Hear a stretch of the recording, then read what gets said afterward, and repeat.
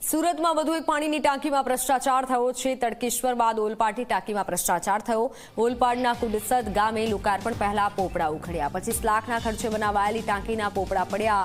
ગાંધીનગરથી તપાસના આદેશ અપાતા અધિકારીઓ ઘટનાસ્થળે પહોંચ્યા છે। ઘટના બાદ કોન્ટ્રાક્ટર ભૂગર્ભમાં ઉતરી ગયો હોવાની પણ માહિતી સામે આવી છે। રૂપિયા 25 લાખના ખર્ચે બનાવાયેલી ટાંકીના પોપડા પડ્યા છે।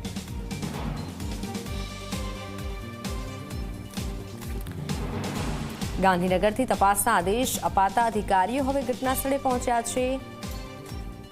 ઘટના બાદ કોન્ટ્રાક્ટર ભૂગર્ભમાં ઉતરી ગયો હોવાની પણ માહિતી સામે આવી છે। ત્યારે સુરતમાં વધુ એક પાણીની ટાંકીમાં ભ્રષ્ટાચારની ગંધ આવી રહી છે। કુડસદ ગામે લોકાર્પણ પહેલા જ પોપડા ઉખડી પડ્યા। 25 લાખના ખર્ચે આ ટાંકી બનાવાઈ છે અને પોપડા ઉખડી પડ્યા છે। તપાસના આદેશ અપાતા અધિકારીઓ હવે સ્થળ પર પહોંચ્યા છે।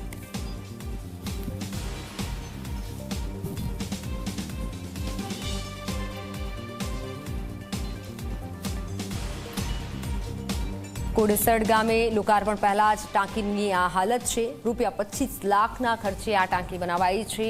તપાસના આદેશ અપાતા અધિકારીઓ હવે સ્થળ પર પહોંચ્યા છે। તપાસ કરવામાં આવશે, પણ સવાલ એ છે કે કોણ છે કોન્ટ્રાક્ટર। હાલ તો કોન્ટ્રાક્ટર ભૂગર્ભમાં ઉતરી ગયો છે। અગાઉ પણ લોકાર્પણ પહેલા ટાંકી તરાશાહી થઈ હતી અને હવે સુરતમાં જ ફરી એવી ટાંકી સામે આવી છે। સુરત જિલ્લામાં ફરી એકવાર પાણીની ટાંકીમાં ભ્રષ્ટાચાર થયો હોવાની કિસ્સો છે તે સામે આવી રહ્યો છે। હાલ હું આપને જે દ્રશ્યો બતાવી રહ્યો છું એ ઓલપાડ તાલુકાના કુડસદ ગામે બનાવવામાં આવેલી હાઈ બેરલ ટાંકીના છે। હાલ આપણે હાઈ બેરલ ટાંકીની ઉપર છે અને જે ગ્રામજનોએ આક્ષેપ કર્યા છે તે દ્રશ્યો બતાવવાના પ્રયાસ કરીશ કે આ જે હાઈ બેરલ ટાંકી છે તેની ઉપર જે સાઈડ પર જે રેલિંગ બનાવવામાં આવતી હોય છે, દિવાલ અને જે દાદર બનાવવામાં આવતા હોય છે, તેના પોપડા ઉખડવા લાગ્યા છે।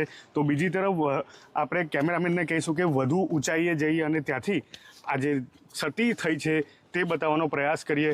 હાલ જે રીતે ઘટના સામે આવી છે દ્રશ્યોમાં જોઈ શકાય છે કે આ જે ટાંકી છે હાઈ બેરલ ટાંકી, તેનું આ જે સાઈડની રેલિંગ દિવાલ હોય તેમજ જે સળિયા નાખીને જે મટીરિયલ બનાવવામાં આવ્યું છે તે તૂટી જવા પામ્યું છે। મહત્ત્વનું છે કે આ જે પાણીની ટાંકી છે તે 25 લાખના ખર્ચે 15મા નાણાં યોજના હેઠળ બનાવવામાં આવી છે અને હાલ મોટા પ્રમાણમાં ભ્રષ્ટાચાર થયો હોવાની બૂમો ઉઠવા પામી છે।